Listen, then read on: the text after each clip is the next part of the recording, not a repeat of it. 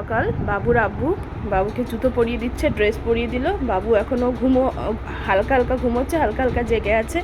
আর এইদিকে আমাদের এই দুটো ব্যাগও রেডি, আমরাও রেডি হয়ে গেছি। সকাল সকাল বেরোতে হবে। চলো ভালোই ভালো গিয়ে মামাকে দেখে আসতে পারলে মনটা অনেক শান্তি হবে। আর তার সাথে সাথে খুব বেশি একটা কোথাও যেন কষ্ট হচ্ছে, মানে নানিকে দেখতে পাবো না। ফার্স্ট টাইম নানির বাড়ি যাবো, অথচ নানি থাকবে না। মানে আমরা যখনই যাই না, নানি একদম অপেক্ষা করে বসে থাকে কখন আসবে বেবিরা। ফোন করে, বারবার ফোন করে। আমার মায়ের নাম বেবি আর কি। তো নানি একদম রাস্তার ধারে দাঁড়িয়ে থাকে। আর মামার মেয়ে তখন ছিল ছোট, জাসমিন, ও দাঁড়িয়ে থাকতো নানির সাথে। তো ওই জিনিসটা ভীষণ মিস করবো কোথাও গিয়ে। কিন্তু মামিরা আছে, মামারা আছে। বাবু উঠে পড়েছে,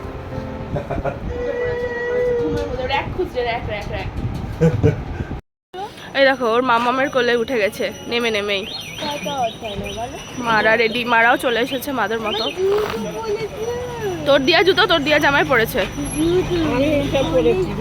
হ্যাঁ চলো,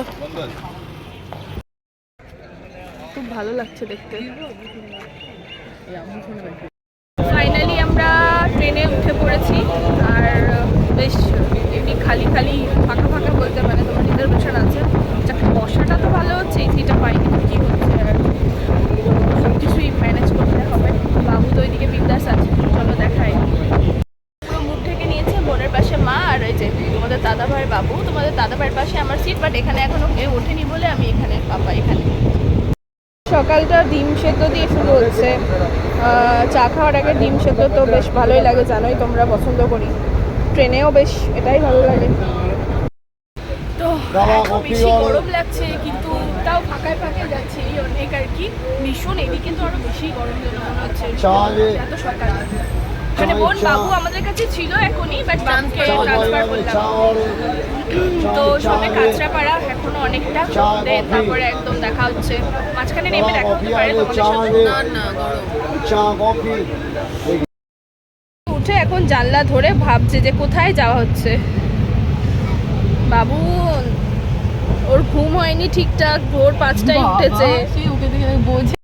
তো ফাইনালি আমরা চলে এসেছি শিয়ালদা। এটা লেখা আছে আই লাভ শিয়ালদা। এখন আবার সাউথের ট্রেনে যাবো, ওরা তো সামনে এগোচ্ছে। প্রচণ্ড ভিড় শিয়ালদা স্টেশনে। বাবু কী বলছো? তো চলো যাই, তারপর একটা ট্রেন ধরতে হবে। দেখি, যা গরমে হালাত খারাপ পুরো একদম অবস্থা, তাই না রিম্পা? গরমে হালাত পুরো খারাপ না? ওই সোনার পুলোপালটাই ঘুরবো। হ্যাঁ ভীষণ গরম লাগছে, ভীষণ গরম।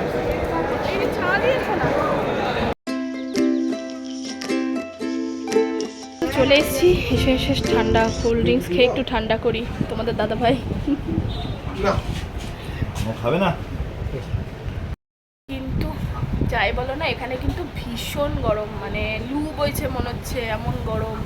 বাবু কত কিছু আয়োজন করেছে এখানে, বিভিন্ন মিষ্টি, পায়েস, মিহিদানা, সিমাই, ছোলা ভাজা, অনেক কিছু। এখানে প্রচুর আয়োজন খাবার দাবারের। ভিন্ডি ভাজা আছে, আলু দিয়ে, মাছ আছে ভাজা, মাছের ঝোল আছে চিংড়ি দিয়ে, আম ডাল আছে, মাংস কষা আছে, আর স্যালাডটা আসছে। এই যে স্যালাড। এই লাস্ট পাতে সবসময় আমার তৃপ্তি হয়, যে সেটা যেখানেই যায় না কেন। তো কোল্ড ড্রিঙ্কস খেয়ে বেশ ভালো লাগছে। আর ছানি, মামির রান্না কেমন হয়েছিল বলবে? সব রান্নাই ভালো হয়েছে। আর মাংসটা বিশেষ করে আমরা তো ফার্স্ট টাইম খেলাম, ফার্স্ট টাইম আরো বেশি ভালো লাগে, ওদের থেকে বেশি ভালো লাগে। হ্যাঁ সত্যিই তাই। ওটা দেখাও, আমার দেওয়া ফার্স্ট গিফট তোমাকে করেছে ও। হ্যাঁ সুন্দর দেখতে। আমরা লাঞ্চ করে নিয়ে একটু রেস্ট করে বেরিয়ে পড়েছি, মামাকে দেখতে যাচ্ছি। তোমার গড়িয়া মেট্রো থেকে রবীন্দ্র সদনে নামবো, দেন মামাকে দেখবো। যার জন্য আসা মেনলি, রেস্ট আমার দরকার নেই, মামাকে দেখার জন্য এসেছি মেনলি। তো পেছনের টোটোতে মা আর বাবু আসছে, আমরা এটাতে ও থাকলো, ও আসবে আগামী দিন থেকে। চলে এসেছি গড়িয়া মেট্রো। তোমার এবার এখান থেকে রবীন্দ্র সদন, দক্ষিণেশ্বর ছাড়বে।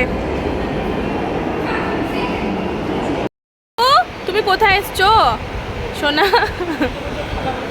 এটা মামার ছেলে। থাক লাগুক, গরমে এবার কি করব, অপেক্ষা করছি এখন মেট্রোর। এত ঝলসানো গরম না কি বলবো, বাট মেট্রোতে উঠে একটু ঠিকঠাক লাগছে। তো ফাইনালি যাই, মামাকে দেখে আসি, যেটা মেইন উদ্দেশ্য। সামনে বাবুরা বসেছে, তোমাদের মানে আমার বাবু আর পাপা ওরা ড্রেস বাবুকে পরিয়ে নিয়ে চলে এসেছি। এত বেশি গরম এখানে, তো এখন লাগছে যে কেন পড়ালাম। বাবু তাকাও একবার। মেট্রো থেকে আমরা নেমে গেলাম রবীন্দ্র সদনে, মেট্রো ছেড়ে দিয়েছে, গন্তব্যে যাই এবার। মনটা অনেক ভালো লাগলো, চোখের দেখা তো দেখতে পেলাম আমার মামাকে, এটাই অনেক, অত দূর থেকে এসে। তো চলো এবার আবার আমরা মেট্রো চলে এসেছি, সবাই সামনে এগোচ্ছে, আমি পেছনে, মামি আর মাও পেছনে আছে, দাদা তোমাদের দাদা ভাই আমার পাপা বাবু আগে এখানে দাঁড়িয়ে, এখান থেকে আমরা উঠবো। দাদার কাছে চলে গেছিল কিন্তু দিয়ে পাপার কাছে চলে গেল আবার। এখন মামা ওই বাড়ি যাচ্ছি, মানে এইদিকে দুটো মামা থাকে, ওইদিকে বাকি মামা তিনটে থাকে, তো ওখানে গিয়ে দেখা করে আসবো সবার সাথে। এখন এসেছি একটা মামির বাড়ি, মানে ওই সেদিন যে মামাটা গেছিল সেই মামারই যে বড় দাদা আছে, মানে আমার মায়ের চাচাতো বড় ভাই যে, সেই মামির বাড়িতে এসেছি। খাচ্ছি কিছু খাবো, আমাদের বাড়িতে তারা কবে খাওয়া দাওয়া করবে বলো, তোমাদের তো সময় হয়। বৃষ্টিকে দেখো কিভাবে ঝুলা ঝুলছে। হ্যাঁ, এই দোলনাগুলো ঐতিহ্য, মানে আমরা ছোটতে এরকম দোলনাতেই মানুষ হয়েছি। এটা হচ্ছে কি, যে মামাটা আমাদের বাড়ি গেছিল সেই মামার বাড়ি, মানে উপরটা নতুন করেছে আর কি। মামার মেয়েরা ওইখানে আছে, মেহেন্দি পড়ছে, কাল বিয়ে রয়েছে পাড়ায়, তোমাদের দাদাভাই এখানে। এখন এসছি মেজো মামার বাড়িতে, মানে যে মামাটা অসুস্থ আর কি আমার, যে মামার জন্য অত দূর থেকে দৌড়ে আমি এসছি শুধুমাত্র এই গরমের দেখার জন্য। তো সেই মামার বাড়িতেই আছি। মামার মেয়েটা রিয়া, তখন তো দাদাকে দেখলে, এটা মেয়ে, ও আমার থেকে ছোট 1 বছরের যদিও, কিন্তু মানে ভীষণ ট্যালেন্টেড। তো ভীষণ গরম লাগছে, সবার সাথে একটু একটু তবুও দেখা করছি, যেহেতু অত দূর থেকে এসেছি, আর একটা আলাদা টান। এবার ছোটো মামির সাথে দেখা করে বেরিয়ে যাবো আবার। এখন আবার আসলাম ছোটো মামার বাড়িতে, একটু দেখা করে নিচ্ছি মামি মামা সবার সাথে, দেন বেরোবো। গরমে একদম আর কিছু ভালো লাগছে না, কিন্তু শুধু এখন আল্লাহর কাছে একটাই দোয়া, আমার মামা যেন সুস্থ হয়ে যায়, মানে মেজো মামা। মিরাক্কেল যদি কিছু ঘটে যায়, আমি এটাই চাইছি। আল্লাহ চাইলে সব করতে পারে, সব কিছু, তো আল্লাহর উপর শুধু ভরসা রাখছি। মামাবাড়ির পাশেই ভিআইপি রোড দিয়ে এসে পাটুলি, রাতের পাটুলিটা একদম নিস্তব্ধ হয়ে রয়েছে, আলোয় আলোকিত হয়ে রয়েছে, বেশ ভালোই লাগছে। কিন্তু নেক্সট বার যখন আসবো, এসে শীতকালের সময় মামার বাড়িতে থাকবো, তখন এই সমস্ত জিনিসগুলো সব ঘুরে ঘুরে তোমাদের দেখাবো। এখন তো সেরকম পরিস্থিতি নেই, আমার মামাটাকেই শুধু দেখতে এসেছি, তাই এগুলো থাক, তোলায় থাক, নেক্সট বার এসে সমস্ত কিছু হবে, তোমাদের সাথেও শেয়ার করব। তো এখন ঘুমানোর সময়, ডিনারও কমপ্লিট, আমরা এবার ঘুমোবো। এখন হচ্ছে কি জাস্ট ঘুমোবো, ভীষণ মানে ঘুম পাচ্ছে। আসলে সারাদিন ধরো দৌড়াঝাঁপড়ি হয়েছে, কিন্তু একটা জিনিস খুব ভালো লাগছে, যে আমার মামাটাকে দেখতে পেয়েছি। বারবার বলছি আমার মামা যেন সুস্থ হয়ে যায়, মিরাকেল যেন কিছু একটা হয়, তাহলে আমার আরও বেশি ভালো লাগবে।